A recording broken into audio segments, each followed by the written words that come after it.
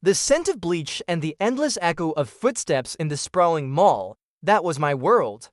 My name is Daniel, and not too long ago, my life was a frantic race against time. Every night after my shift as a cleaner, I'd catch the last bus home, my mind not on rest, but on code. You see, by day I mopped floors, but by night I was building dreams, one line of Python at a time on a second-hand laptop. It all changed one rainy Tuesday. A call shattered my world. My parents, my pillars, were gone in an instant, victims of a tragic car accident.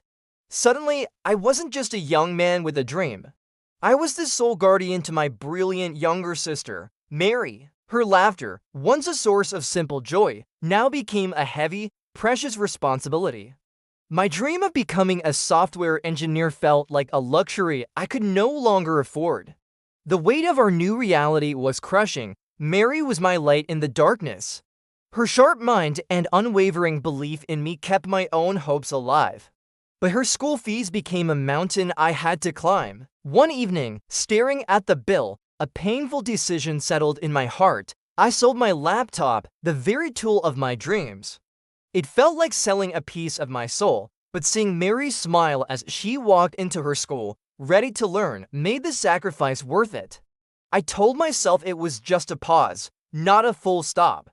I started using the library's computers, squeezing in study sessions between my shifts. I was exhausted, running on fumes and sheer determination.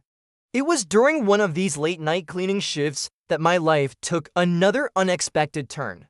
A man, impeccably dressed, had forgotten his briefcase near the food court. I found it and immediately turned it in. The man, Mr. Collins, was the CEO of a top tech firm, Innovate Solutions. He was so grateful. He asked about my story. Hesitantly, I told him everything about my parents, about Mary, about my passion for coding, and the laptop I had to sell. He listened intently, his expression unreadable. I didn't expect anything, but the next day, he called me. He didn't just offer me a new laptop, he offered me an internship. An actual, paid internship at his company. It felt like a dream. I was terrified but exhilarated. The internship was my crucible. I was thrown into a world of complex algorithms and brilliant minds. I felt like an imposter, a cleaner among creators. There were days I wanted to quit, overwhelmed by self-doubt.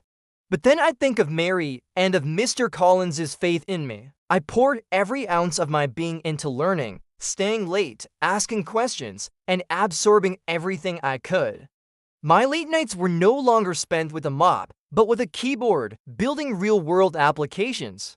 Slowly, I began to prove myself. My unique perspective and relentless work ethic started to get noticed. I contributed to a major project, and my solution, born from countless sleepless nights, worked.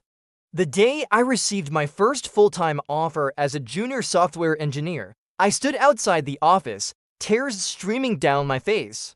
I took the first bus home, not the last. Walking into our small apartment, I handed Mary the letter. Her gasp of joy was the sweetest sound I'd ever heard.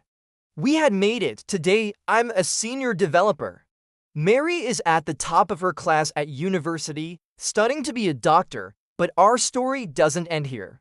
I went back to that same community library where I once huddled over a public computer, but this time, I wasn't there to study. I was there to launch a free coding bootcamp for kids who, like me, had big dreams but limited resources. Seeing their faces light up as they write their first line of code, I see myself. I see the hope, the struggle, and the incredible potential. My journey taught me that tragedy doesn't have to be the end of your story. Sometimes it's the beginning of a new, more meaningful chapter. Thanks for listening.